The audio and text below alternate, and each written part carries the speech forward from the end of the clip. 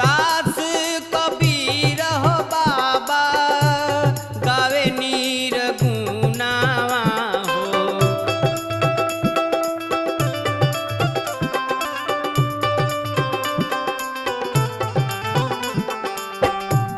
दास कबीर हो बाबा गावे नीर गुनावा हो।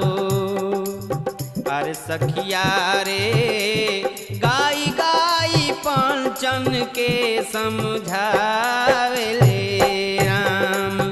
अरे सखिया रे गाई गाई पंचन के समझा